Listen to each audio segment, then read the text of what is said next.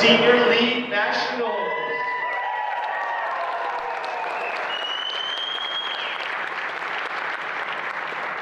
All right, we had a big day yesterday. We're down to the top 8 of each category and 9 for the women, just because we have a visitor.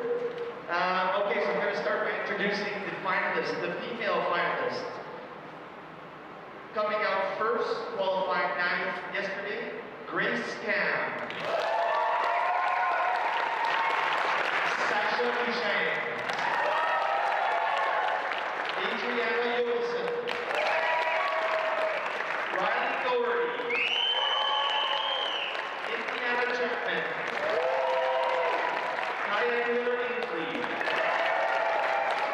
Evangelina Briggs, Elnaz Rakabi, and Cedar Pigeon are top 9. All right, on the other side, our top 8, we have Maxim Therien, Maxim Therien, Colleaux, McNamee,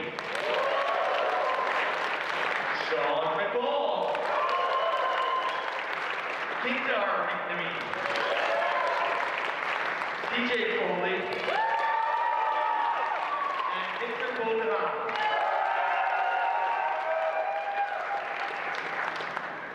All right, thanks for the Calgary Climate Center for hosting, for all the volunteers and judges. They're going to get their observation time here. I'll let Mark talk.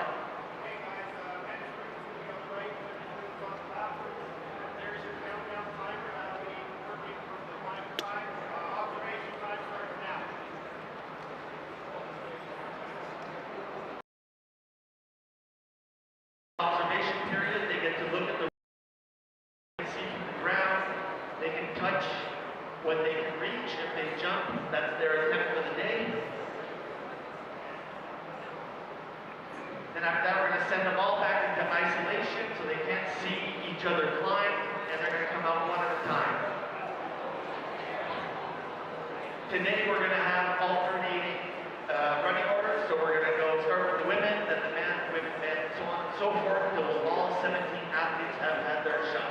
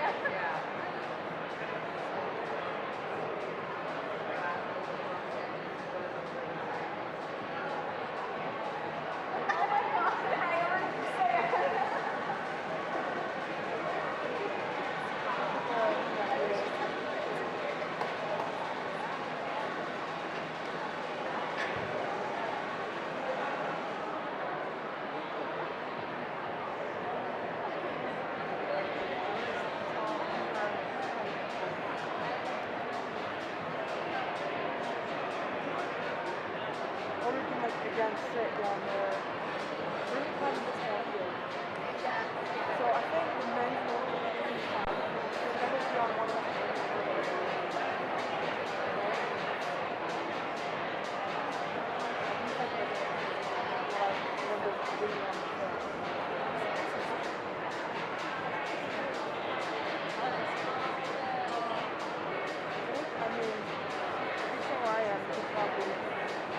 you can go down there, you see behind those students.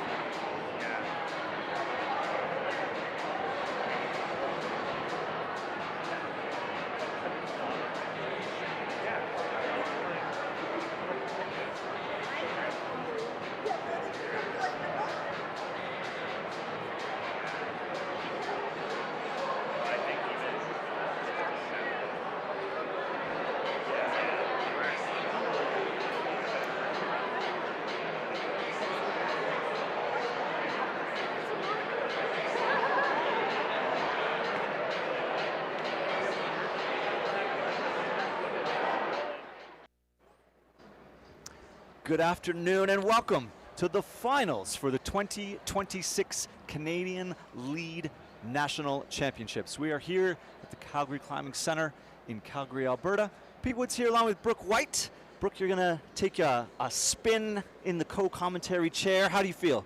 I'm very excited. What do you think of the routes from our position here? We've done a little bit of a preview and we have the route maps. We've kind of been on the floor, we've been up on the balcony here. We've got about 5 minutes till our first climber comes out. Just give us a general sense of, what do you see, what do you think they're in for? They definitely look very hard. They look like finals routes. All the holds look very, hard to hold. They're very long. That's one thing about this gym, especially that the walls are super tall.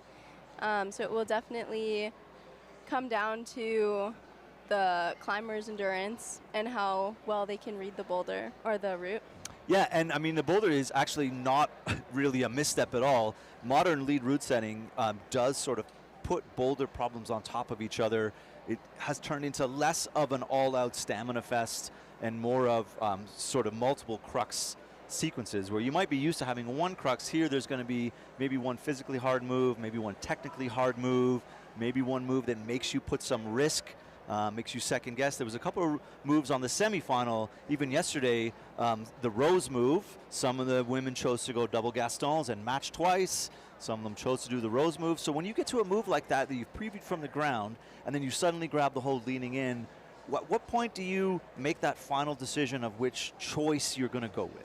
I think for me, it depends on how I'm feeling in the moment. How I read the route is not always what I do in the moment.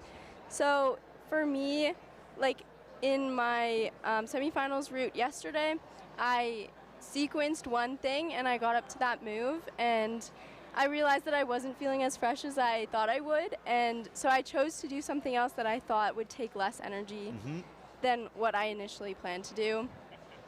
Yeah, so it's just like how much energy you have and what you feel like you can do. Do you always have a plan B for the moves that stand out? Like you sort of go like, okay, that's, you know, between, you know, draws 4, 5, and 6 is like, I just rock climb that, and then I have like this section, and then I have that section to worry about? Or do you try to remember the whole sequence? It's like, is it what you're worried about that you remember, or you're trying to remember every single move? And I know there's route maps in ISO, but you sort of like, in your mind, do you mentally circle, all right, that section's going to be a bit brutal, that section's going to be a bit brutal? For sure. When I'm sequencing the route, like the moves that stand out to me are not always going to be the moves that stand out to other people, just based on our climbing strengths and weaknesses. So when I look at the route, I'm looking for things that might give me difficulty, and then those are typically the moves that I remember, and then I go in ISO and I try to replicate them. I talk to my coaches about them, I talk to other athletes about those moves, see what other people are planning to do, and then I kind of base my sequence off of that.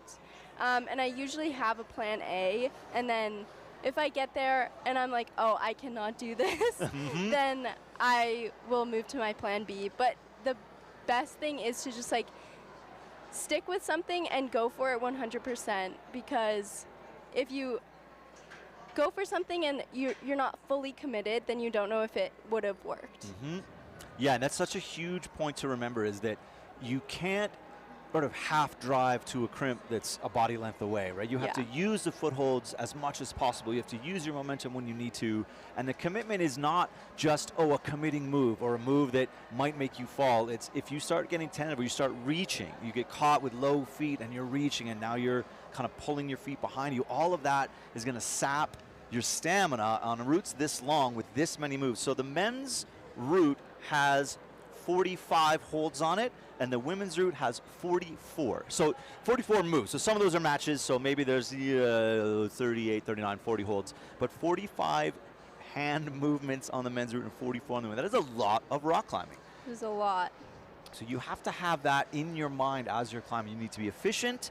You need to move effectively. You get someone like McCall, who climbed the first 4 moves with the rope already in his teeth, so that he can clip the first quick draw as soon as he gets there. So you see these little things. I invite you to look out for them. If you're new to watching lead competition final, it is an on-site. They come out, they previewed it for about 6 minutes, and then they get 1 shot, and that is it. So Grace Cam is going to kick us off. We're going to go back and forth between the men and the women, so we're going to focus on one athlete at a time. And this is our 2026 Lead National Championships getting underway. Even the beginning of this route, Brooke, like we're gonna watch Grace walk through this, but it's just a little bit uncomfortable. It's a little bit insecure. Yeah. So we do have one woman going first. Are they running both at no, the they're same doing time? one and then one. Okay. There will be one more woman because there's a foreign national in the women's, so Adriana there's Yockelson. 9. She's snuck in from America. I suppose that's okay. Grace, pretty smooth through that massive 5-foot volume. Working her way up the volumes. Kind of a little bit left side, right side. There's a couple of these have holds screwed on the inside. A couple of them don't. So there is some lay back positions where you lean back on that hold, but it does make for insecure feet. Long vertical holds like that make it tricky to have good footwork. Grace now treated to the roof section. So this was on the men's semifinal yesterday, and the women get this section for their final. It's just, if you were indecisive at all, as soon as you get into steep climbing, Brooke, now you got to get squeezy. Yeah, it definitely takes a lot of core and tension between your hands and feet. Grace looks like she's having no trouble on this section. Finding good clipping positions. That's a good look at the steepness. And then just shorting the sloper, but making it work. Getting a little toe hook in there. Now you got to get your heart rate back down again after you have a little panic moment. You see here a couple of screw-ons on these two volumes, but nothing for the feet. I think keeping the feet on is going to be key in this section so that it's not, all the weight is not on your hands. Reach here, this quick draw is a little bit awkward, but that's good technique. You are allowed to grab the sling. You just can't weight it. That's no problem. Now these two holds are suddenly going to sap your energy. They are both open hand slopers. That's good climbing from Grace Cam kicking us off. If you want to follow along, we have live results. It's cec.results.info, and it'll pop back up on there. I mean, a minute after that first climber hits the ground, their route score will be up on there. For lead climbing, you get a point. You see here, she just takes this sloper and then doesn't really have the purchase she needs to get that left foot up. Yeah. And that's running out of gas. I wonder if other climbers are going to get their feet up on that big volume before trying to get their foot onto the volume. Yeah, I think we're going to see at least a few different variations on a few different sections. When the routes are this hard, there's going to be people doing subtly different things. And for some climbers, that's just going to be timing of foot movements. It's not going to be wildly different sequences, but you might definitely see some high feet versus low feet. And I love the opening of the men's route is just enough to make you pause and have to do something uncomfortable. Matthew Rodriguez is going to kick us off on the men's side. So fresh off too many days of rock climbing, your boulder champion is first out on the lead route.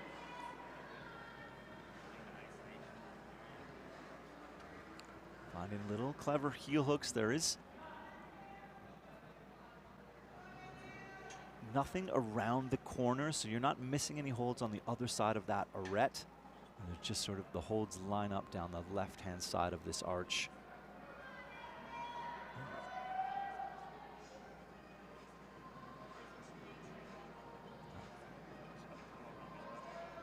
Decisive climbing at the beginning of this route. This is really just an introduction. We don't expect anybody to fall until probably through the roof section at the very least. So you're just gonna get moving. Get you a chance to get into a bit of a rhythm. The men also have a slightly awkward in-your-face clip. Getting a little toe hook in there. Stuff. So this could be a bit taxing for the men. It's either a, depending on what your mobility looks like, what you decide to do with your feet. Matthew, no problem at all. That's sort of bouldering really well. power, right? Yeah. That's coming into play right there. You can definitely see that he's a boulderer. And then this here, there are no screw-ons just for the thumb there. Matthew moving quite well here into them just past the middle section. And this is really the first time he's paused to take a rest at all, and even that might just be a micro. Yeah, that doesn't look like a great resting hold or position, but might be the best one that he can get. And maybe the first one of these previewed up to it. Matthew Rodriguez, excellent work here. Yeah, getting pretty far on this route for the first out. Trying to find a good clipping stance, and is going to get it here. I see a little bit of a shake coming in there, but otherwise moving really well.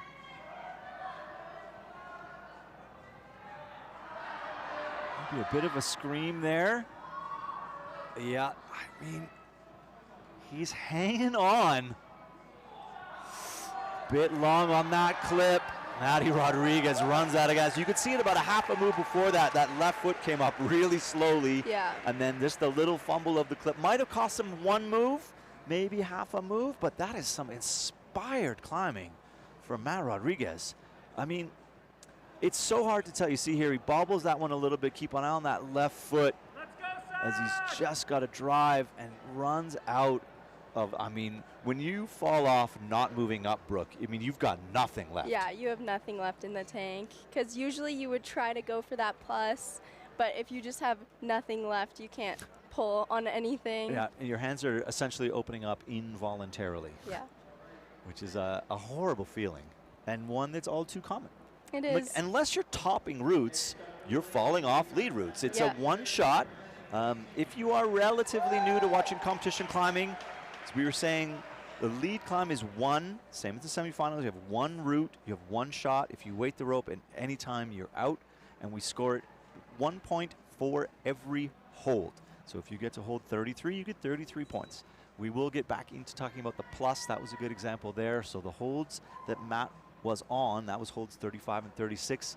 That'll be his score, 36. If he had moved upward towards hold 37, he would have got a 36 plus. So it's all about where you are, where you're going. We got Sasha Duchene going up. Making her way up the volume. She looks pretty confident.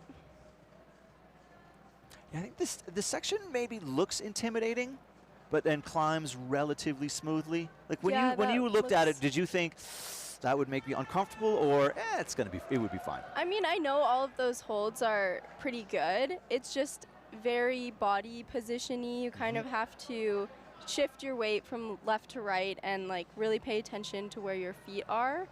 But if you climb confidently through that section, I think that you can save a lot of energy for this roof section. Yeah, and if you don't climb confidently and you over squeeze early, then you get in trouble as soon as things start to get steep. So looking for people to be moving smoothly, chaining movements together.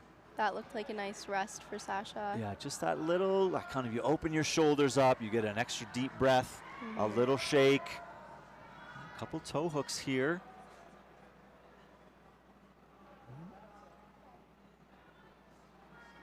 Clipping is absolutely part of the difficulty of a lead route. Finding the right positions, not spending too much time on one arm. But, as I said, Sasha looking fairly calm here, getting a couple other little shakes. Oh, just missed. Take a breath. Reels it back in. Good recovery. Really good recovery. I'd love to see feet up a touch higher here. These holds are not that good. She's left herself a tough spot. Good climbing from Sasha up till that section. I think that's going to be the first real test. And I do think, Brooke, her feet were just low. Yeah. And when you're grabbing slopers way over your head, I mean, this doesn't feel good. I mean, I saw that with Grace as well. One thing that I try to remember while I'm climbing is always put your feet up as a short climber too. I think that like getting your feet up is like one of the most beneficial things you can do, especially lead climbing. If you're listening at home, kids, you've heard it from a very, very experienced climber, and I will say it too.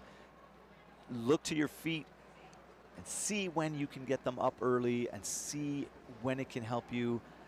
Obviously getting into a small box is sometimes troublesome, but being able to do more moves with less foot movements is overall going to be better for your efficiency.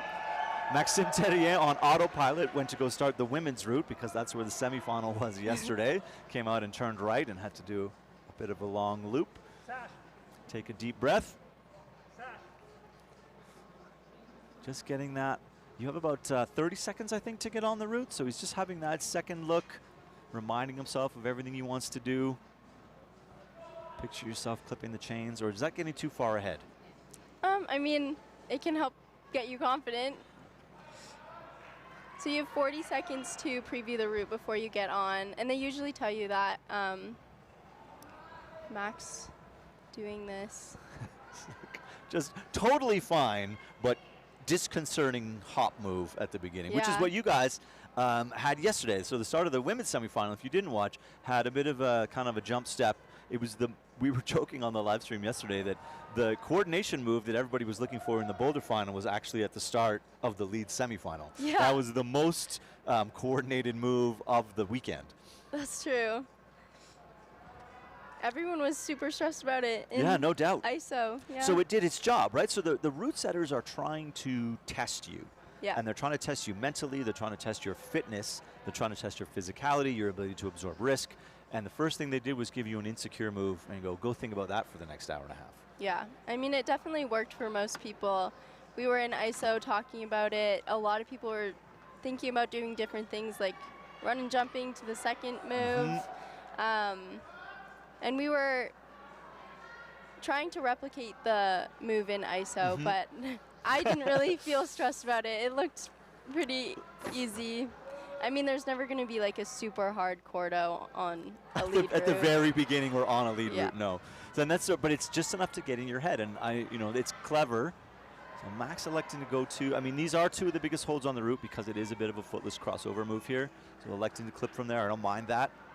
Clipping late is sometimes a good strategy because it puts the rope closer to your middle. So pretty smooth. I think that maybe looks a bit trickier from the ground than it's going to be to execute. We've had some pretty out there moves on lead finals of late, and that was a pretty mild version, I think. Maxim getting some little shakes here. Moving carefully. Strong pulls. So far, people are making those pinches look pretty good. Yeah, I would have thought there would have been a little bit more concern there, but they are the best lead climbers in the country. That is true. So we got to give that to them.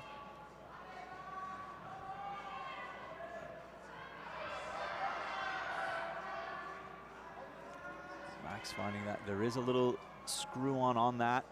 Sometimes that's hard to see at home, but modern route setting is essentially making holds that you wish you had on hand. So that is just giving a bit of an extra crimp. Maxim getting up into where Matt Rodriguez was. Clips this one much earlier. What has he got? Keep an eye on that left hand. He's gonna bump. No, he's not. Okay, so he's not gonna get hold 36. He did fall off crossing over, but so he would get the plus. He would get the plus from 35. So that puts him one spot behind Matt. But interesting there, again, looking really good. And then you see this shake, and his left hand, and I thought he was going to try and bump just the way he's looking up. And that cross, I guess that's guaranteeing you the plus. Maybe the bump would be a bit more controversial, but running out of gas at exactly the same spot as Matt Rodriguez. So the route climbs well, but it's clearly pumpy. Yeah. And maybe he also took a short rest in that Gaston press, and maybe that's the only spot to get a rest in, and it's not a good one. Yeah, there doesn't look like there's a lot of really good rest spots, which is why it's a finals boulder. Finals. Absolutely. I keep saying boulder. That's okay, you can keep saying boulder. I mean, I know you do climb lead, but you were a boulderer at heart. Yeah. That's okay, as am I. As am I. Adriana Yockelson, our Alberta/American.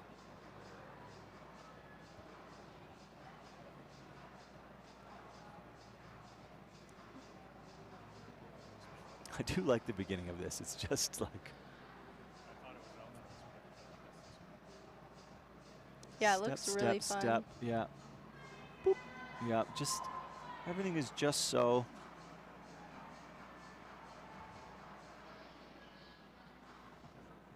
And you got to respect the route setters for wanting to put 45-pound holds on a lead route. It's a lot of work. They've been doing a lot of setting in the past few days, yeah, for they sure. have been. Feels like a good moment, actually, to draw some attention to the magic that is the route setting team. A lead especially takes a long time, and you're trying to tweak so many different sections. So Fred Chadon, our head route setter, who's been setting for decades now, and is easily one of the best route setters in the country. He's joined by Mika Hosoi, who has also been setting for a very long time now, and she is very creative, very talented. Then you have Hayden Jones, who set lead a couple years ago in Toronto, and then Simon Yamamoto also on that team. So massive respect to the route setting teams as always. Adriana working on their creation. Being a little bit slower, I think. Maybe she's taking a little bit longer to get here. Yeah, she Not does a look bad like thing. a slower climber Just than a bit maybe the other two. Some people climb with a little more pop between every move. Some people are a little more long squeeze. And I guess it depends on how much endurance you have. If you can afford to climb slower, then maybe it's better. You spend more time carefully thinking about the moves. I get from your tone that you are not that climber. No. No, I am not. As a primarily boulderer, I don't have a ton of endurance, so I tend to climb faster if I can. You lead climb like a boulderer, like many of us do. Yeah. And there's a fair number of people who are climbing both at the national level, but will specialize in one at the World Cup level. But there are a handful of really, really good lead and boulder specialists, but for the most part, people will pick one and run with it. And it's easier to do. Ooh, Adriana, that sort of re-pull was a bit of a fight. This is, she's, I think, coming past the best place to clip, and Did they call her down? I heard a judge, and I didn't think they did that anymore.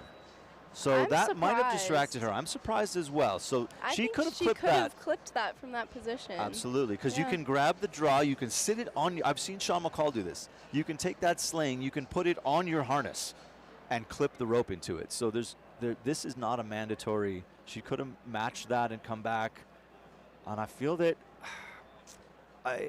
it's probably going to be an appeal. Yeah. If I'm her coach, I immediately appeal that, and we'll refrain from passing any further judgment, given that it's been a long time since I've been in a judge's chair. There's a look at Fred Chatton, just crossing the screen in the yellow fleece.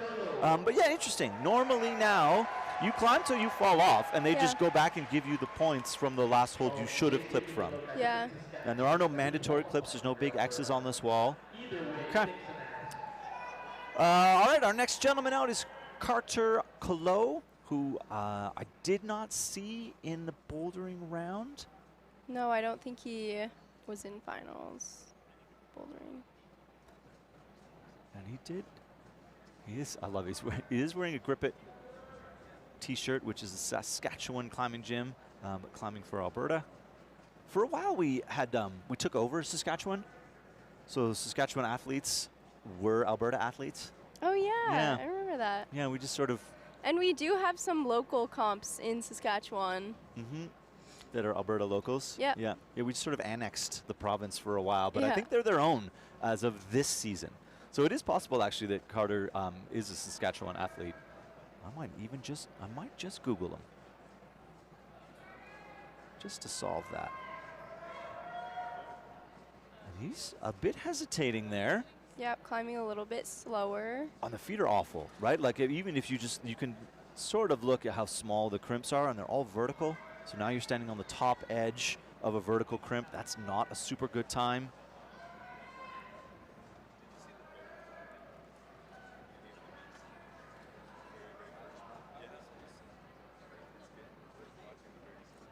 Yeah, being very precise on those footholds. Making sure that nothing slips off. Yeah, he's a Saskatchewan-based climber. Yeah. Yeah. So many of these climbers, as they come up, are always looking up a move or two ahead. Carter looking a little bit stressed here. I see a bit of a shake in that right leg.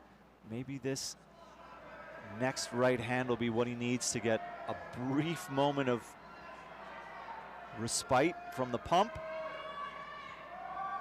Go, good smear across there. It's hard to see the angle change, I know, on 2 dimensions. Where his right foot is a pretty good change in angle, allowing for that smear. And a good recovery from, I thought he was in trouble. Yeah. Down a little bit lower, but he's pulled it back together.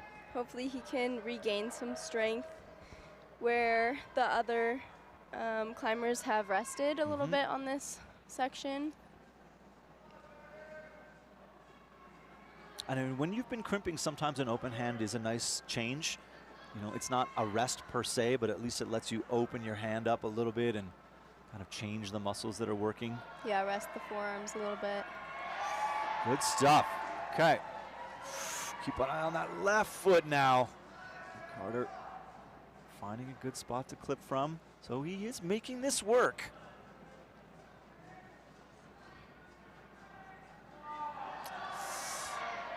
Ooh, okay, here we go. Big throw to that. Yeah, still fighting. He's slowing down a little bit. Yeah,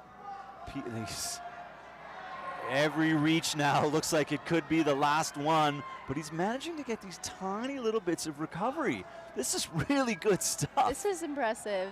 He has gone a long way. About 15 holds further than I would have expected, given sure. what he looked, you know, how he came out of the roof. And I think maybe just a bit too slow and then managed to pull it back together. And so I would say from Carter, that's excellent climbing. It's hard to climb when you're pumped, and you see here just one too many pulls. That kind of, anytime you see somebody start to go up and then just sort of that upward momentum runs out, there's not enough pull to get you where you're going. The pump has, I mean, it always wins. Have you ever climbed in a lead comp and been like, oh, I wasn't pumped? I mean, if it's a really, really hard route, and like you just fall off before you get pumped. you get pumped, but I mean, I hope that wouldn't happen. That's awesome. He did climb quite a bit past the draw, so I'm wondering if they will give him this plus. Yeah, good question, good question. So pop up into the results page, and that will tell you for sure. We're looking at him maybe only getting to hold 32 because of where that quick draw was, but we'll find out in a moment or two. Riley Doherty up now from Ontario. And if you're watching and you have, you know, sudden burning questions, throw them in the chat. Maxim, who runs Beta Breakers, who's our live stream team, does keep an eye on the chat, and we have had a few questions come up over time, and we try and get good answers to you. And Riley electing to, I guess she's been a little bit shorter and just felt like she couldn't reach it. I mean, we saw Adriana and Sasha clip it from their tiptoes. Yeah. So just electing to make that move there. When you're previewing a route, Brooke, how much time do you put into clipping stances? Or do you just think, I'll work that out when I get there? To be honest, I always preview, and then in the last 30 seconds, maybe I'm like, oh my goodness, I haven't previewed my clipping positions. So I like look over them really quickly.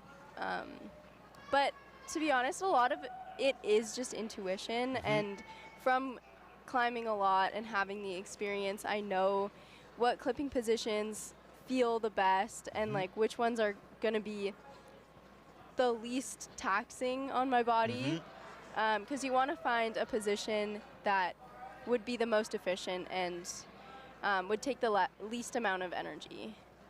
Yeah, and sometimes even from the ground you think you're going to be in a spot, and then you think, oh no, I can clip that a half a move earlier or a move later. Yeah, I know a lot of people who spend a lot of time on their clipping positions, and I think it can definitely help them climb more efficiently. But for me, I think it's more impactful to just preview the rest of the route. Yep, and get where you're going. So this is good stuff from Riley, and this is where we heard the judge get into Adriana's head, and I think even that would be enough for me to appeal, is knowing that she got to exactly the same position and we didn't hear a peep. I'm still really interested to know why she got called off. Yeah, now though, this is looking as promising. good as we've seen. Getting a little shake here, either out of pure necessity or because she does a good position. That's a right really drop knee is good. impressive position to rest. Hunting jibs on the side of that. If I recall, there are none. So this is flat compression now. Yeah. Oh, good stuff. Riley Doherty, can she get this clip sorted out? No, she's going to run out of gas. Wow, good climbing. So 3 or 4 hold moves further than we've seen so far on what is proving to be a much stouter. The women's route seems more difficult, just lower down. Yeah. The men's route seems to be like, oh, we're going to let you get to the last quarter, and then we're going to punch you in the nose. And then right here, you're just fighting for a clipping position and then deciding it was not going to happen. Yeah, these clipping positions do look a little bit tricky. And it is something to start looking at is when climbers choose to clip. Sean McCall is, I think he spends a lot of time deciding where to clip. He'll, and some others, I think both the McNamees will as well, where they can clip 2 draws together. Yeah. So they'll find that stance, they'll do 1 low, keep pulling and go 1 high. That's a really good tactic, actually, when you're previewing clipping positions. If you can clip 2 at once, then you're saving a lot of time, a lot of energy. Especially if the clips are close enough together that you kind of make a move and then you clip and then make a move and clip again. You know, if you leave it too late, that can get a little bit weird. The girl who was called down had Z clipped. No way. Oh. No chance. Really? All right, Megan, I believe didn't even you. I notice just that. can't believe I didn't notice that. It's really hard to Z Maybe clip. because she was in that drop knee and Yeah, you and just pulled like it from underneath. Yeah, Yeah, pull fair it from enough. under you don't realize. It's definitely happened to me before. Yeah. Brooke, we're going to trade you out for a few minutes. So Brooke is going to come back. Don't worry about it. We're just going to bring in Oscar Bodron for a little bit. Okay, I'll see you later. All right. All right, Guy McNamee getting ready to set off on the start of his finals route. Oscar, welcome. How you doing? Good. How are you, Pete? I'm excellent. Thanks for joining me. Thanks for having me. And good Lord, we've just been talking about how unfriendly it is to open a lead route with a medium percentage move. Like, it's obviously not a problem, but it makes your heart stop. Yeah, it's pretty exciting. It forces these competitors to execute on the spot. I mean, lead is a discipline where you only have 1 attempt, and you have to make everything count. And so they are going to force these climbers into like really uncomfortable positions. We can see it early on both of these routes where the climbers are taking more of their time, really placing their feet well. And then as they get higher up on the route, they're maybe more in a flow where they can move more fluidly. Yeah, it's a good point that you can test them down low with awkward positions and bad footwork and say, hey, you know, how good is your mental game out of the gate? Yeah. And if you're thinking about the top of the route and then you forget to think about the bottom of the route, you come and be like, oh man, yeah, this section. Definitely. There's an aspect of increasing the heart rate too, so they get pumped more early. And so like you'll see probably the best climbers are the most composed and patient early on the route. Yeah, patient is an excellent word. We sometimes talk about sort of climbing slowly, but it doesn't mean slowly. It just means making your moves not too early, not with low feet, taking the time to get into the positions you should be getting into. Yeah, we're seeing a prime example of this right now with Guy. I mean, Guy's a climber with a lot of experience on the World Cups and in nationals, on the national circuit. So, yeah, really good climbing from him. Yeah, and that it's we don't really have a good camera angle just because of the way the gym is faced, but that section in the bottom of the arch, it's like the feet are tiny, the crimps are tiny, and it just gets you, you know, maybe a little bit out of more squeeze than you want. Yeah, it forces a lot of weight in the arms where like this wall is known for being quite low angle, and so they pack a lot of intensity within this short overhang section. When you came in and looked at this route, did you see, I mean, this right away here, I was like, well, this is a baby Rose move. It's not going to give anybody any actual trouble. And then after that, it just looks like pure pulling. There's nothing really confusing to be had. Yeah, I was expecting more from this move too, because you come from a position where you don't have a lot of opposition, and you either have to like over grip the holds to be able to move comfortably to the next hold, or just jump to the next position of opposition. And so, yeah, I was expecting more difficulty from that move. And it's possible that they just wanted to give them something to think about. Yeah. And then when you get there, and as soon as you grab that first crimp, you think, oh, actually, that's a pad and a half. I'm going to be just fine. No, absolutely. But as we would have expected, Guy also moving well here. I will admit I was originally a bit nervous when Matt got up to like the last third. But then realized, of course, they're all excellent climbers. Yes. And there's every chance that they're all going to fall like a move apart in the last 8 or 10 moves. In a final, you want climbers to get to the top. So the route setters are trying to show an entire route to us at home. So you can't just be like, it's not 5:14. Yep, absolutely. And I think as we see the rounds go on, we see the field getting more and more dense, and so it's more common for the last 8 climbers to fall within moves of each other, rather than in qualies where you have more of a separation of ability, where you have a lot of people falling in different areas. Yeah, it's an excellent point. The top 8 climbers on both sides of the field here have all been around national podiums, either on the youth, at nationals, NACS, even World Cup experience. We just see there. Reaching on the wrong side, that would have been a Z clips. Yeah. I don't think I've ever seen 2 of those in a comp, but this is good stuff here from Guy, looking as fresh as anyone to this point, and it all goes a bit south right here. Yeah, I think it's the type of route that really builds on itself. It's very sustained, and the moves as you go up get very slightly harder, and so at this point I'd say most of the climbers are pretty pumped, and they're about to enter in some of the harder moves that they've seen throughout the whole route. Yeah, and it's a big foot decision here, and then there's a clip to be had, and depending on which crimp is better, and now Guy has a decision. Yeah, so you could, very, very similar to what Carter did, which was, there's no way I'm going to pause and clip that. I'm going to try and make one more move. It's an excellent point, Oscar, that it builds without looking like it's building, because none of the individual moves seem to be giving anyone any trouble. Yeah, it's sustained. You can find these micro positions where you can shake out, but you're not necessarily removing load in these positions. They're not good enough to actually recover, and so you can recover enough to get enough for the next move, and then but still every move you're getting more and more pumped. You're not resting enough on this head wall to recover. He's breathing really heavily. Yeah. So yeah, that'll tell you and also the experience level of the climbers on both the men's and the women's side, they don't look stressed until they fall off. So there's not a lot of tells. In the semifinals, often you'll see sort of the middle of the field will have the elbows will start to come up, and they'll desperately get one more move out. Most of the finalists will look in control until a move or 2 before they came off. And you don't choose to climb. You didn't climb lead this weekend. You prefer bouldering overall, but you have climbed a lot of lead in your day. Yeah. Are you hunting for where can I actually rest, or are you looking at a route and going, I don't see a single rest, I'm going to sprint and then get a micro shake and then sprint? There's so many ways to play that, but what do you think is a good strategy when you look at a route and there's no actual rest on that? I think it's more, lead climbing is a sport where it's very into how your body reacts, and so I think you have some athletes who their systems, their lactic acid system, works better going really fast and spending as little time on the wall as possible. And then you also have other athletes who are able to stay on the wall for a really, really long time and recover. They'll go through more of ebbs and flows of getting really pumped and getting it back.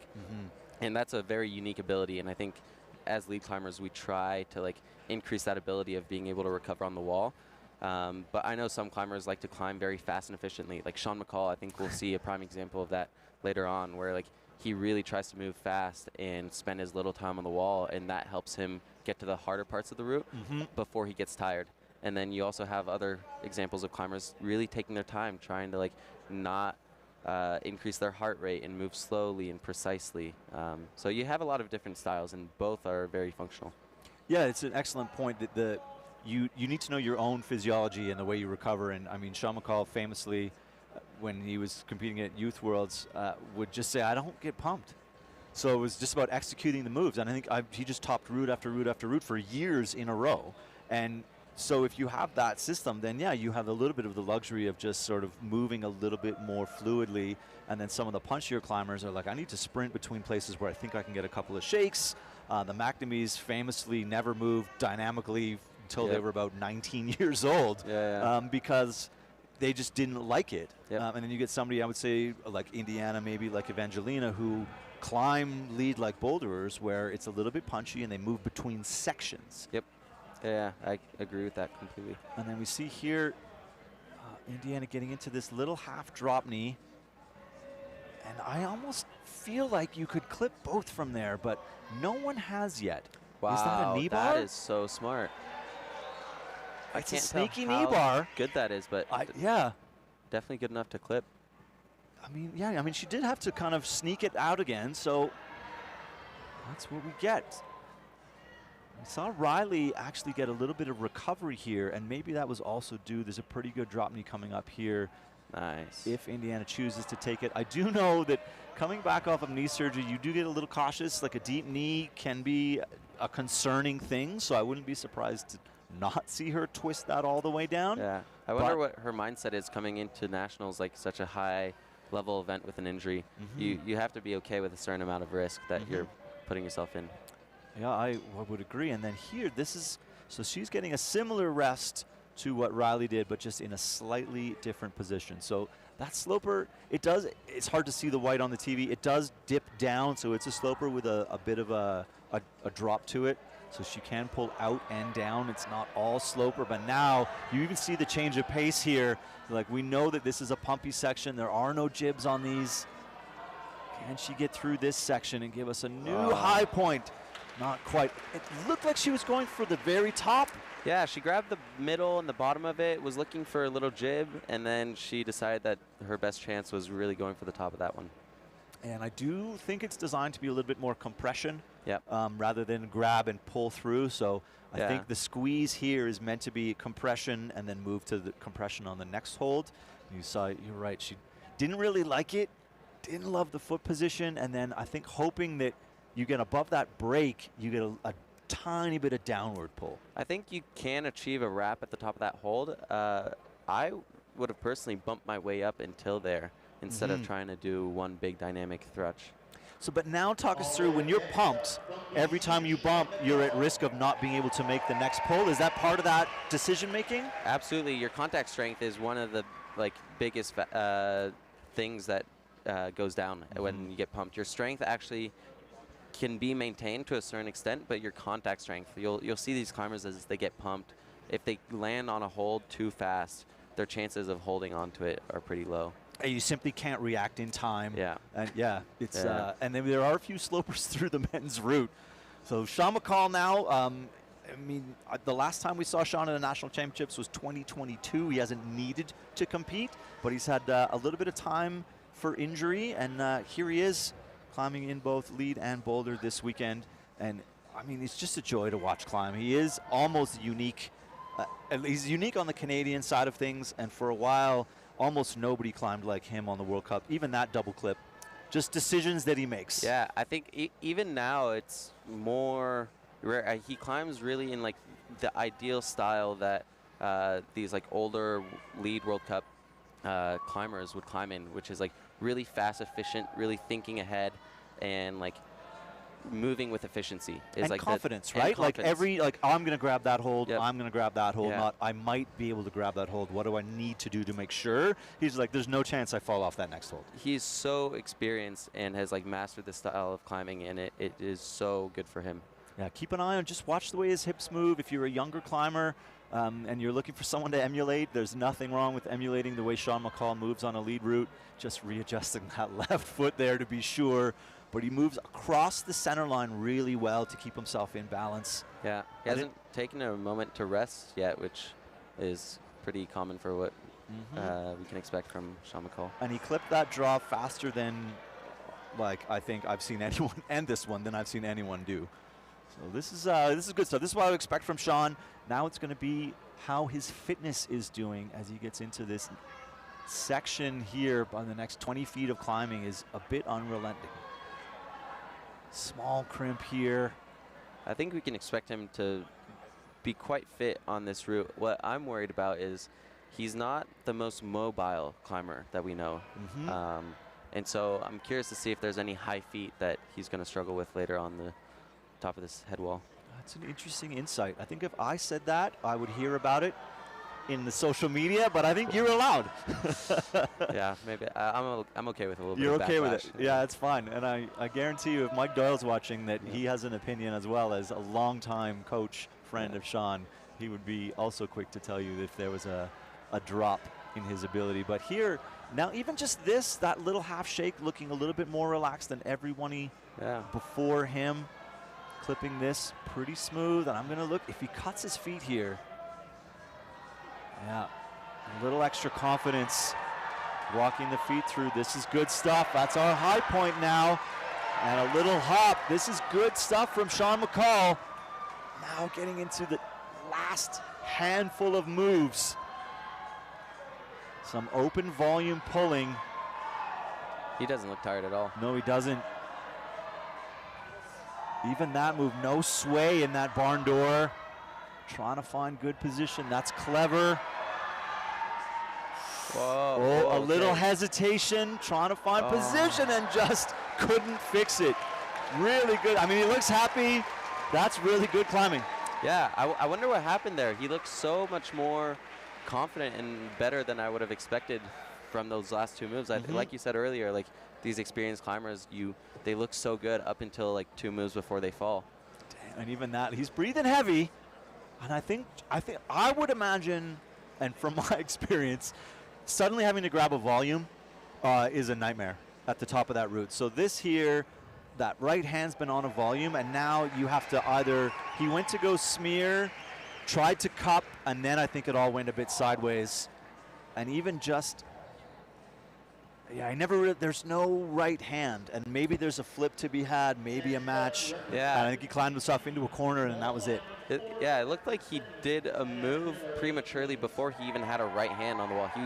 That he didn't need 2 hands to actually move up on his feet. And here is your 2025 lead national champion, Kaya Taylor-Ainsley. The results will say second last year because there was an American who won the comp. Okay. But she is our Canadian national champion from 2025. Having her a quick look back up at the route. 40 seconds to get on the wall. Do you take that time, or is that just a time to settle? Are you remembering the route, or are you just bringing yourself back down to a place of calmness before you get off the ground? I usually try to go through every move again because, believe it or not, you can forget some I of do the believe moves, it. I absolutely believe it. after spending an hour in ISO. And so, yeah, I like to give myself a refresher. You have 45 seconds or 40 seconds, so it is quite a bit of time. Like, you can go through every move again, get yourself prepared, and, yeah, physically and mentally to give your best effort. And about what time do you start thinking about your route when you're in isolation? Are you warming up into a certain, I know it's really hard to warm up for lead, especially in a bouldering, like you don't have lead routes to climb, but are you? Like I said, like there's these climbers who like to activate a different energy system when they're lead climbing, more power endurance. Other people like to stay more in the space endurance. And so it depends which system that you'd like to activate for the route. And climbing style that you have. And so I think most people don't do any endurance 30 minutes before their route. Right. And I know some people where it's up to an hour before. Okay. Some people do like a mini circuit 20 minutes before. And so it really varies. But lead climbing I think does require a longer rest time before you're about to go. You want to be extremely fresh, and like the moves aren't the most physically intense. They're more sustained, and so you don't have to be at peak power, right? But you do have to be at peak freshness. Yeah, I love that perspective. I've been resting for about 19 years now.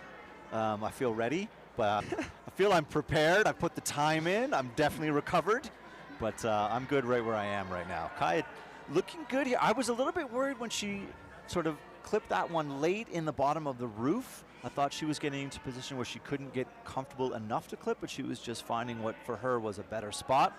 She's also getting these little shakes here. Sort of little half drop knee allows you to open up kind of you can get up in your shoulders, you can get tight, it's hard to breathe deeply. You see that like sort of that open shoulder, it's helping them take a couple of deep breaths.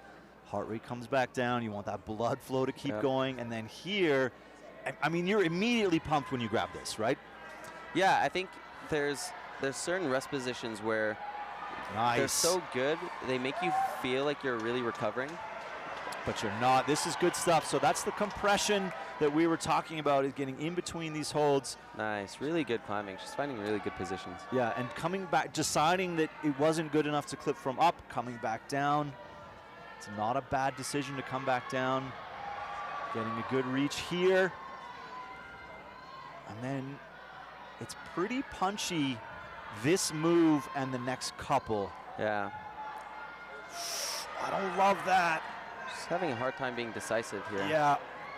Yeah, maybe the sort of the drive-by grab, as you were saying, the contact strength is starting to be an issue at that point of your fitness. And she was a little hesitant to make the move as it was designed, and then as what happens, you often go, well, okay, well, what if I just reach to it and then manage, and then now everything's a bit too low and you can't really pull down. You see here, like that's not the position and where you're gonna match. Yeah. Yeah, so a little bit of desperation, but there's an aspect to lead climbing where some climbers make you think that they're climbing extremely efficiently because they make every move seem really easy.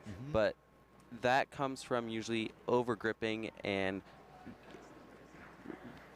controlling every position more than you need to. More than flowing between them. Yeah. Yes. And so there's an aspect of risk where when you do the opposite, when you try to relax as much on every move and loosen your muscle and your grip on every move, it increases the risk because you're less controlled and less attached to the holds that you're grabbing.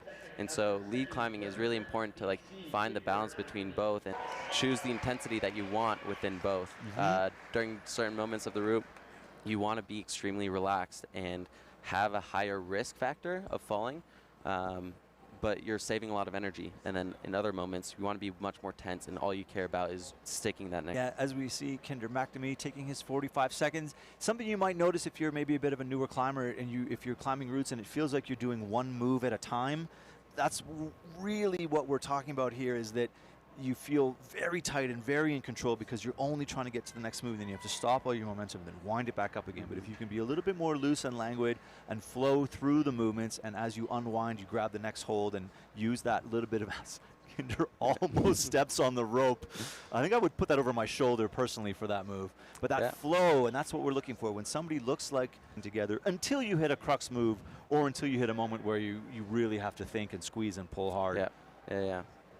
And I would expect to see smooth, measured climbing from Kinder, because that is what we have come to expect. He will be looking to re-find a podium. Him and his brother have both won a national championship in lead. Prodigies from a very young age. From a very young age. Like, really. I remember watching them the first youth lead that I was at, that they were at, and they were just these two kids who climbed identically to each other in the way that somebody told me they were afraid of falling, and they just topped every route. And that was, that seemed like this logical conclusion was, well, if you're afraid of falling, don't ever fall. Can we all just make that decision? Like, that would be really easy. But no, it's not that easy. No, they've definitely been known for being able to tap into this like extra fuel tank that like seems where no one else has access to.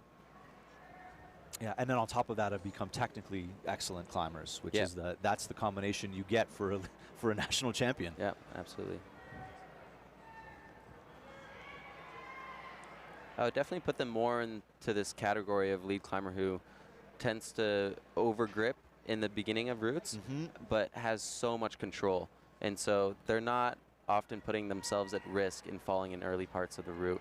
But they have such a strength and endurance margin on everyone else that they can actually do this. They can afford to spend it. Yeah, exactly. Jeez, even that was a bit, you need to unwind more than anyone else has. So everyone else has kind of made that jump move pretty square. That was a big backstep jump, but really not a problem for Kinder. It's hard to tell on the screen how three-dimensional these angles are. It is weird, isn't it? Right? You're normally watching from in the room. And when you get used to this now sitting in front of the TV, you look up at the wall and you're like, wait a minute, yeah, this section kicks back a little bit. This one is a transition. And all of these triangles have slight angle changes. So even a hold in the more vertical section is going to kick back 2 or 3 or 4 degrees. It keeps you thinking. I know it's tricky to set on, because of the size of the triangles. The route setting team has done an excellent job getting macros up here as well and not just setting crimp routes from 2006. They really have.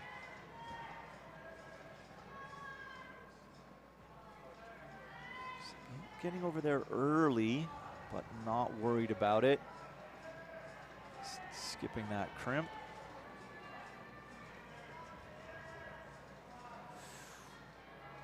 Looking a little bit, I mean, I think I would have grabbed this crimp to clip, but I'm not Kinder.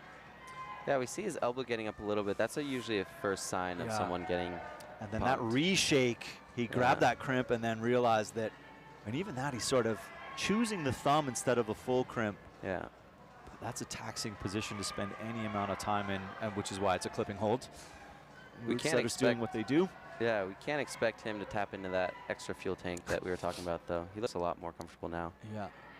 And maybe that was what he needed. He's used it there, and now he's going through. So getting a little bit of respite for that left hand, which really does seem to be stressing out. Okay, good stuff from Kinder. Escaping what could have been the last couple of moves of his climb to get up into this section. A few resets, still able to hang on. I remember him doing this at the top of the lead route last year. There was a jump move, and I was sure he was coming off, and he still had enough to be explosive. Kinder McNamee, how he is going to navigate this. So we saw Sean make some interesting decisions here. I do like this down low. I really like that. That's a really good position. Yeah, he's able to rest here. This will be super helpful for him. The crowd is starting to wake up a little bit. Crossing out, choosing different footwork from Sean, getting into a slightly larger box. Sean got all up in that volume. Kinder matching, maybe that's the design sequence. Yeah, forcing a gnarly match. 2 moves from the end now. Kinder McNamee going to the second crimp. Can he get a foot up? He can. Can he match this? No, he jumps for the finish. Takes an awkward fall, but that's no problem for him. It's almost like he went to the higher hold knowing he couldn't match them and then got the plus. Yeah, I mean, those 2 last holds are so tiny. I think you have to have quite a bit of juice left in you to be able to hold on to them. So is that a savvy move from him of grabbing the top one? So that kind of ensures that he gets 44 instead of 43. Like right here, I mean, it's not the right position, but he's on the higher hold. I'm looking at the route map here, and you have on route maps what's called a bridge. And it's where 2 holds are given 2 hold values. And so that's in sequence with your hand. And so the route setters know that you can bump your left hand to the higher one, and you only get awarded the next point when you come in and match with your right hand. So you get awarded both points.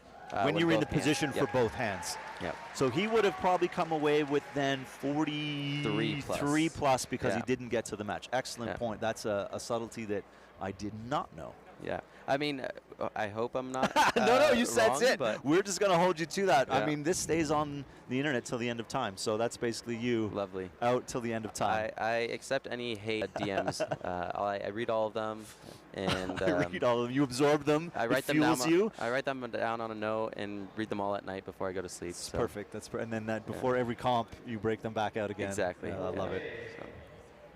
All right, Evangelina Briggs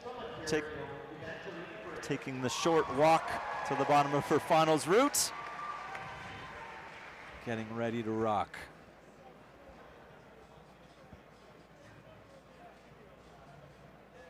Looking up and out.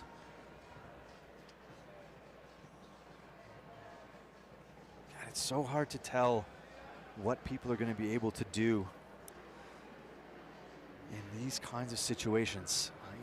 I think everybody in the final has the potential to get to the top of a route. We just need to know what they can bring in the moment. I know you also want to get back down to a place where you can watch your brother. Yeah, so you can step out whenever you're ready. Okay, I was just looking at the start list to see who's next. I think my brother's up in a few climbers. Yeah. Who's next in the commentating booth? We're going to bring Brooke back in. Okay, awesome. A little trick. Whoa. Evangelina, okay. why not? Why not? Styling it out. Yep. Sadly, no style points in climbing. No, and we saw really nice. There was like a cross back step from Elnaz on Yeah. the semifinal. We're like, well, it's fancy. You get nothing for fancy, but it definitely looks good. I think we should get awarded like a plus or something. Just for one time, style, right? yeah. Like a tiebreaker. Mhm. We go count back. Yep. We go time on count back, and then we go who did the most stylish thing. Who looked the best? I'm yeah. into it. I'm into it. Evangelina does climb relatively slowly for someone who can also, when she boulders, she can be very punchy. But if you watched the boulder final and you saw the masterful way she took down the slab, and it took her like 2.5 minutes to cross that slab. So she is comfortable in both of those states, I do believe. If she's required to move slow, she's okay with it. It's definitely been a known weakness of hers for a long time, and so I think she's put a lot of time and effort into getting better at that, and it's so cool to see people's weaknesses turn into their strengths eventually. What would you say the thing that you've had to work the most on is? My physical strength has always been my greatest weakness. Like compared to all my competitors, Like max effort, like one-time max effort? Yeah, when it comes to like holding crimps, pinches, pulling, anything that's like a physical feat that like holds you onto the wall or pulls you to the next hold, that's been a big weakness of mine. And there's some setting styles that like definitely. That's interesting wow. there. I mean, just getting a little bit of a break on your fingers.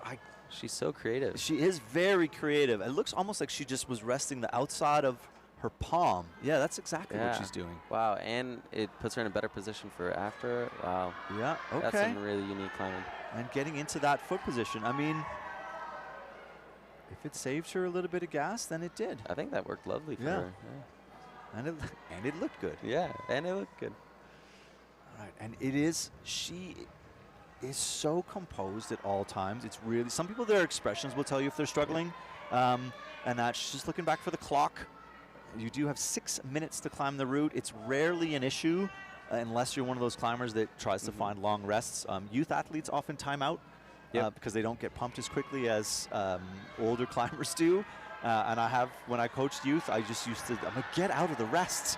Like watching athletes time out is a painful process. I don't think we're going to see that today, but Evangelina looking as comfortable, I would say more comfortable than anyone else up to this point. Kaya looked good here, but looked like she maybe was fighting. Nice. And this is the move we were talking about that Kaya didn't have the power for. Evangelina does.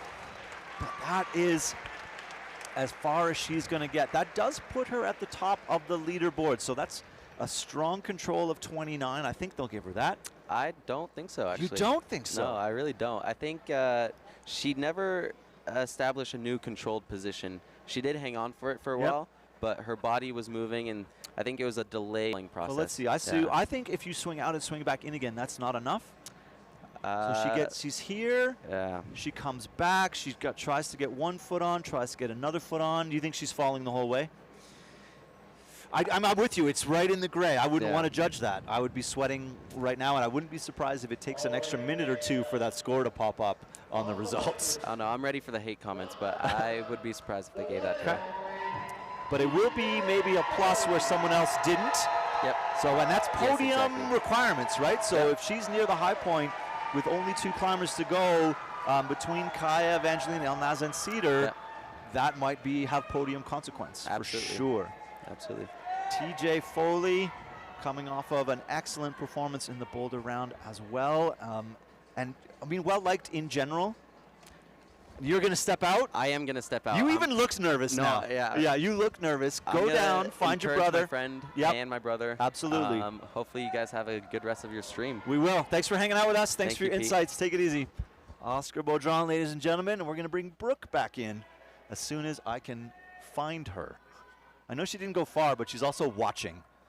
So TJ Foley, Alberta favorite, well-liked by many people, and just by nature of being, enjoy. He's just a nice climber to be around. He always looks like he's having a good time. B-Dub, welcome back. Thank you. Got some good insights from Oscar. That was a really exciting period of time. Yeah, there was some exciting climbing there. Yeah, we were discussing, and I would love to hear your opinion, whether Evangelina gets control of 29 I was or just not. talking about that with Kaya's parents Okay. because we were all very anxiously waiting to see if she would be on the podium. I personally wouldn't give her that hold because she grabbed it, but then she kind of like fell off of it. In order to get the point for the hold, you have to show that you have like control over the position and be able to move off of it. And with cut feet, I don't think she really shows that she has control of that hold. Yeah, good point. Being able to, I was sort of saying that she swung back in and went to go put a foot on. TJ moving faster than everybody. Sorry, just at this point, he's absolutely sprinting through this thing. But yeah, same. I agree with you. Oscar said the same thing, that when you're swinging, you really do have to come all the way back down and maybe put your feet on, or at least show that you can be able to match. So that is tricky. So that's going to put things very tight in the women's field with 2 climbers to go. Very exciting for Kaya, though.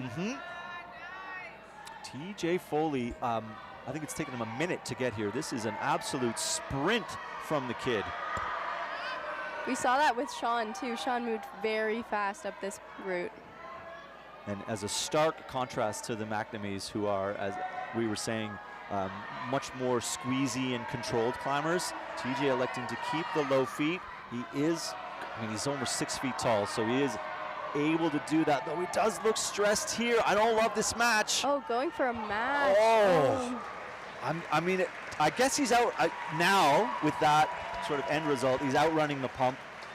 Chose to try and match the crimp just to kind of give himself a pair of shorter moves. But yeah, that was a very interesting choice. Maybe he felt like really squished in that box. Yep. And you see it here. So the left hand is terrible, and the right hand, I mean, it's a bigger reach, but it's also, he would have to drive off the right foot, and he's really weighting the left. So you see the right foot kind of bouncing.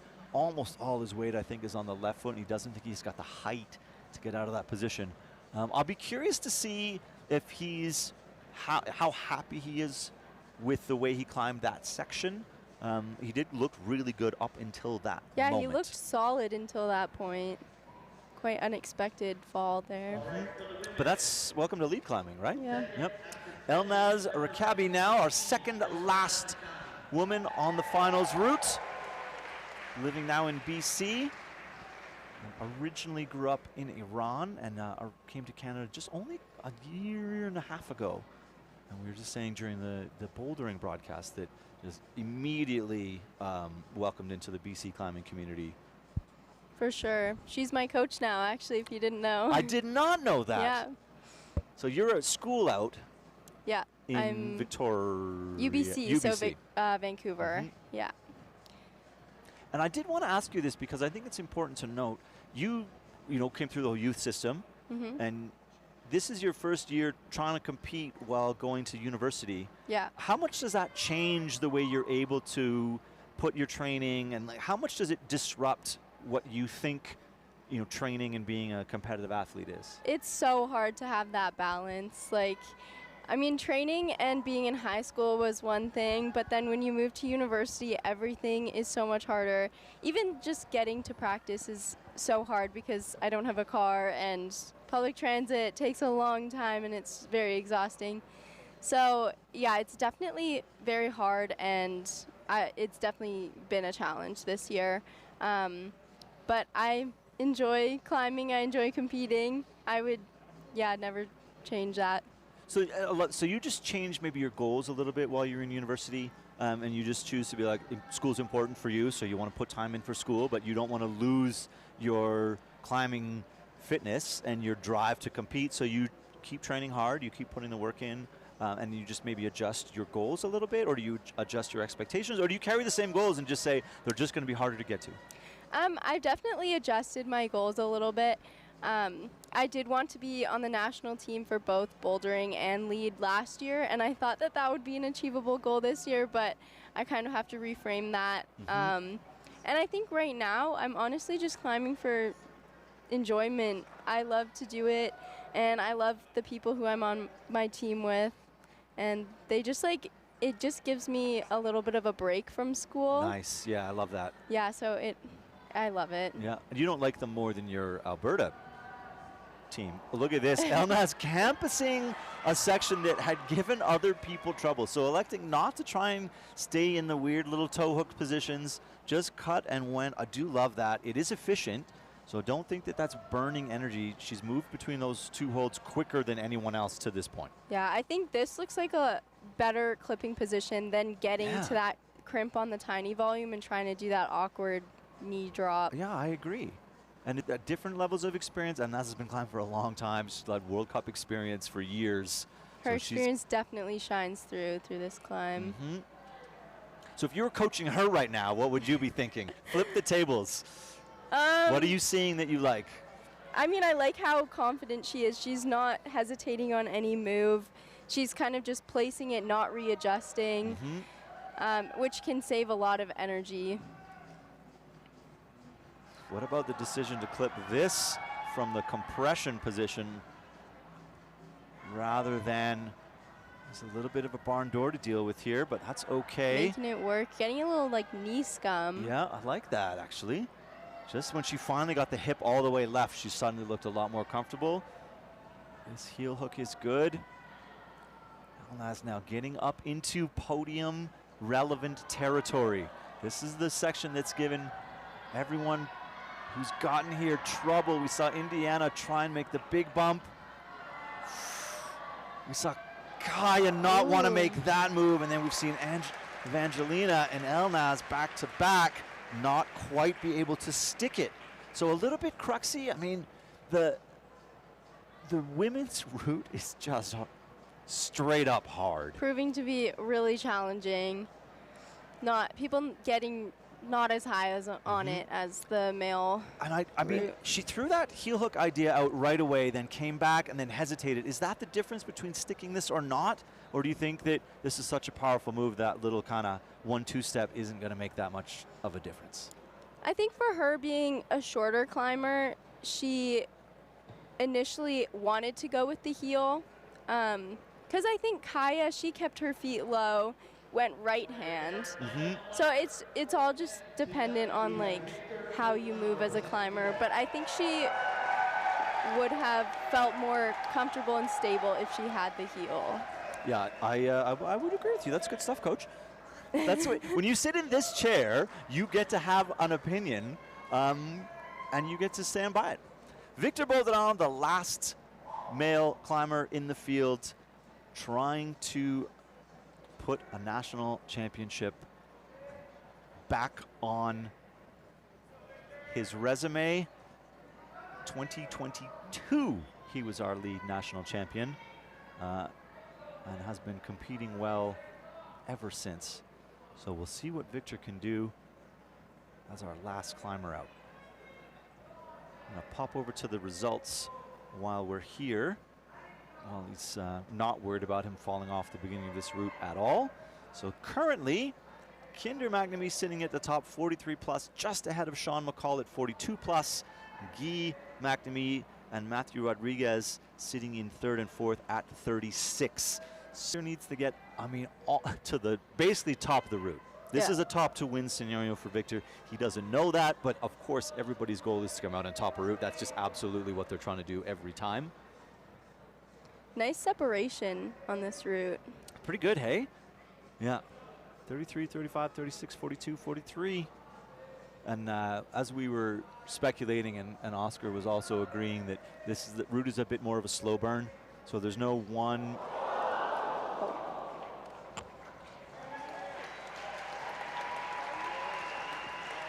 Oh my goodness. I think he's in shock as well. Victor Bodron has slipped in the foot transition of the first roof. And I wasn't even really paying attention. Yeah, I was looking back to the score, and then out of the corner of my eye, I saw him miss.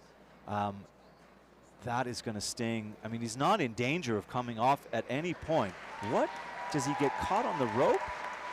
He gets the foot on, he gets the toe, and then he came around. Yeah, he was trying to come around the draw, which is a little bit awkward. He also, the left hand, it looked like he had back three, like he didn't really have the crimp, and then the toe hook came out. Yeah, and he tried to save it by matching. Yeah, and push himself off. So, oh my goodness, I feel my heart goes out Victor Bodron, that stings, and that's going to sting for a long time. I just saw Oscar go downstairs.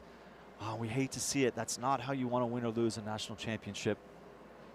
And it's, I feel there's a bit of a, like the room just, all the air went out. Yeah, everyone I think is super shocked. Not to take away from the excellent climbing from the, but yeah, you hate to see it. You hate to see it. And I think Cedar won't be ready to come out because she's expecting at least 3 or 4 minutes to come off the clock. Yeah, and she doesn't have to be ready. She's not on a clock to get out, but she probably doesn't have her shoes on. She's probably not like in her mental state ready to come out just yet. She's like, Victor's going to go top this thing. I got myself 5 whole minutes. That's the thing about lead comps. You have one try only. Anything can happen. Yep, and slips, trips, and falls are part of the game. Cedar Pigeon, ladies and gentlemen, is going to be our final climber at the 2026 Lead National Championships. Our leaderboard on the women's side. You are correct. Kaya Taylor Ainsley was given control of 29 by the fact that she went up to it Gaston and then came back down. So she did pull control on that and leaves Elnaz and Evangelina at 28 plus. So that's your 1, 2, 3 right now. And Cedar, I think she's got the chops. She climbed the semifinal exceptionally well yesterday. Cedar is an amazing lead climber. Whenever I watch her, I'm just like starstruck. Yeah, she does move really, really well. She makes good decisions. She's strong in positions. She knows when to flow. You're right. She does everything really, really well. She's the 2024 Youth National Champion in lead. So she has stood on the top of the podium. And I think she's topped did she top both qualifiers as well? Not sure. Yeah, I'm not sure. I don't think so. Elnaz topped one of them. Yep. And I don't want to go look because that's usually a jinx. So we don't want to go talk about that. We're just going to let that go. That comment can drift into oblivion. We'll just watch Cedar navigate. As Oscar was saying, you got to be the kind of climber that decides what energy system you need to run with. This one may be a little bit punchier, so smooth climbing just through this opening part to get ready to go. And then as soon as you hit the roof, there's not a lot of room for error, not a lot of room for second guessing.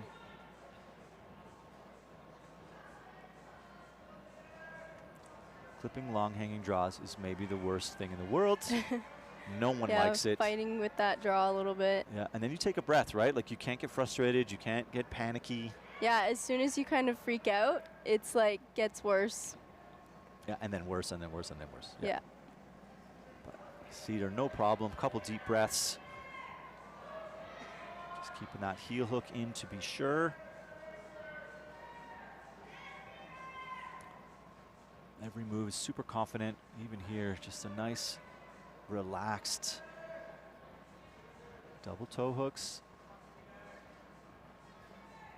What do we think about this clipping position? Yeah, it looks awkward. It's long, but obviously she's happy with the toe hooks. I mean, I think it could be smart because her arms are straight, so it's not like a super energy intensive move.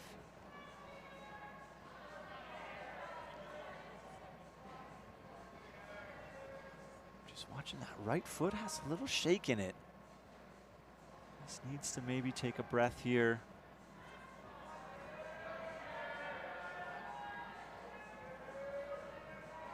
Just testing things out. Kind of doing the same beta as Evangelina. Yeah, getting that press. She looks a bit indecisive here, Brooke. She does. And making it work. These 2 holes, that's a little bit of salvation. But she did get into looked like she got into just a little bit of trouble in that position. She didn't rest very long in that position like we've seen other climbers do. A little bump to get on top of this false wrap.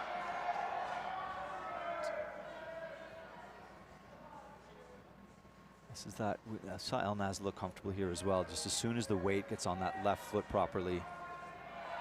And so Cedar now looking much more composed than even just a couple of moves ago. This is the business here. What can she put together? Just eking her way up that coming back down into a rest. Just managing the pump now, I think.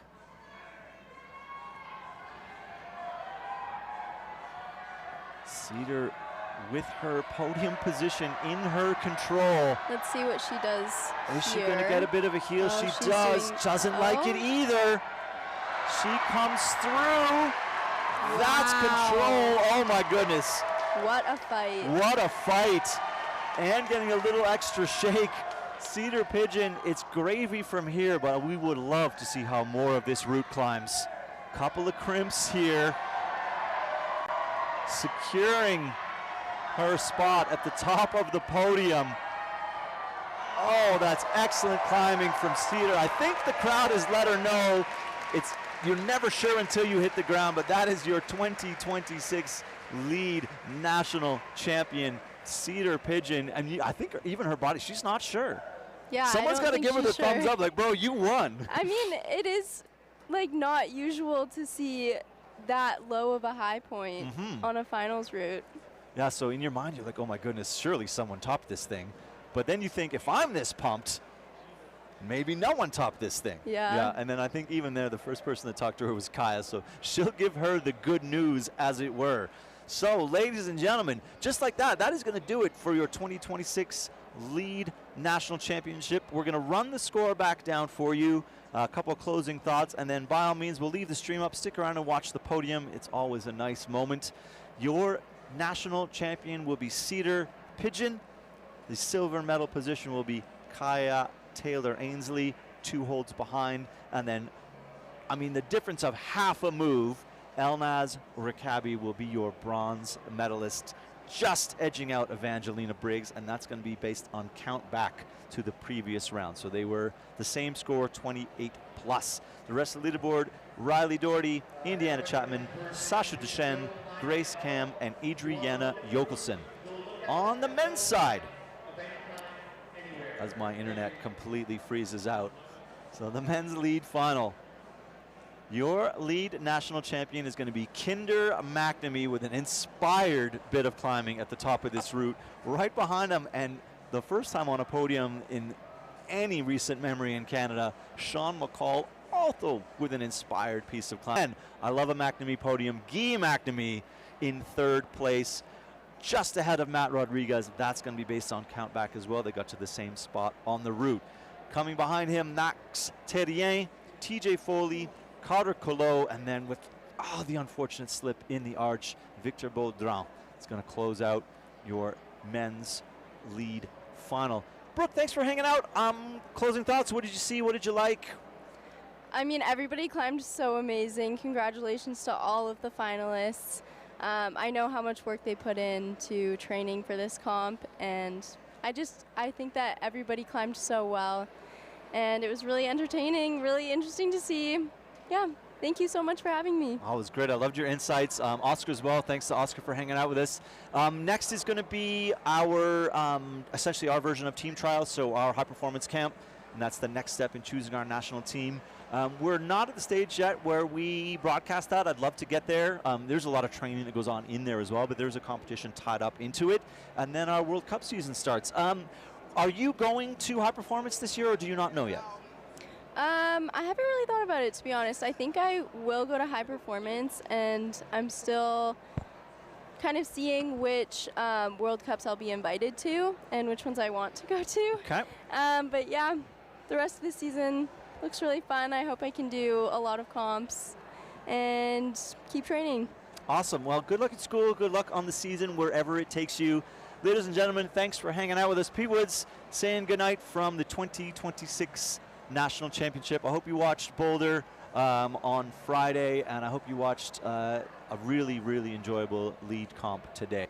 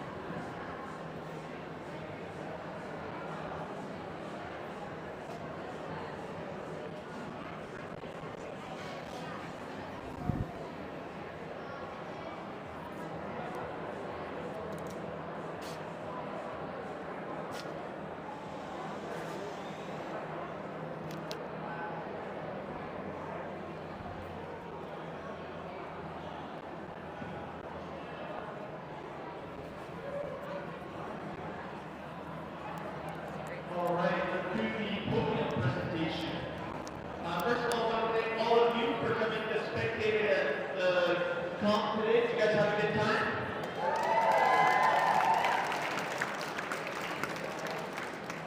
I want to thank the CEC for putting this on. Of course, the setters worked extremely hard, so we give them a hand of applause for the setters. We can't do this without the host facility. Thank you to the Calgary Climate Center and all the front desk staff. And of course, all the volunteers, judges. It's been a long weekend, so thank you to everybody who helped out. And last, the players, I want to say they did a great job catching everybody. Thanks, players. Okay, we're going to start with our women's podium. So can we get the finalists to step on up? The women first.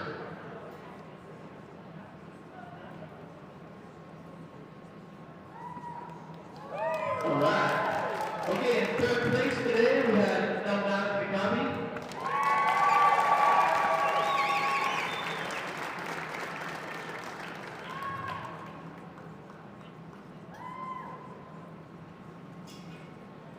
In second place, Kaya Taylor-Ainsley.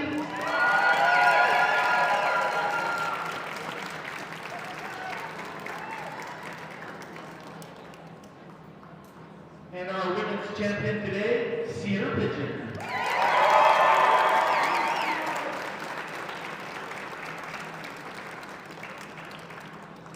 That's your 2025-2026 Senior League Women's Podium.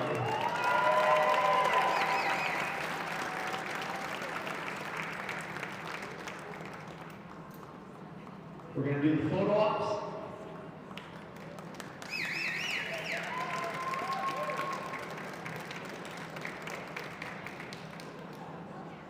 And we do have a tradition here at the Calgary Climate Center. When we host nationals, we make them sign our podium as inspiration for the future. So here you go, ladies.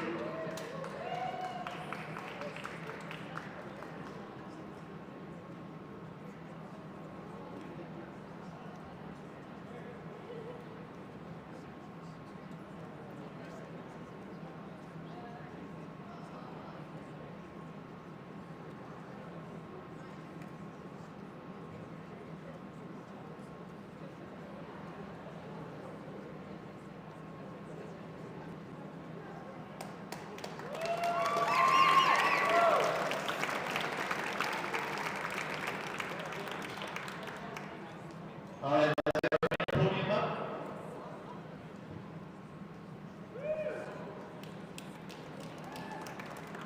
All right, great climbing from everybody today. In third place, we've got McNamee.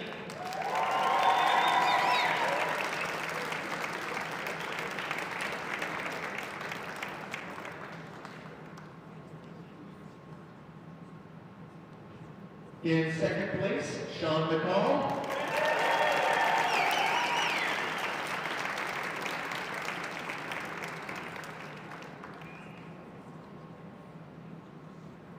And in first place today, McNamee.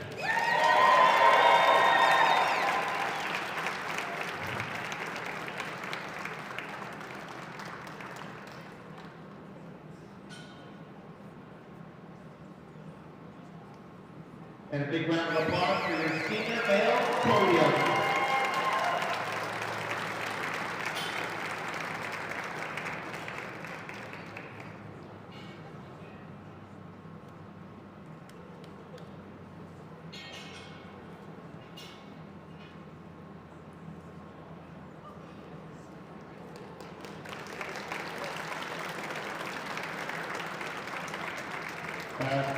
Name and year, please.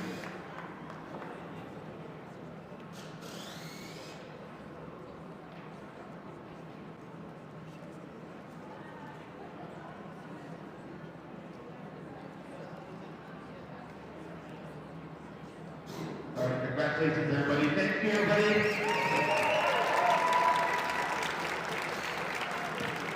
We're going to do one more set of photos with the winners and the black cedar.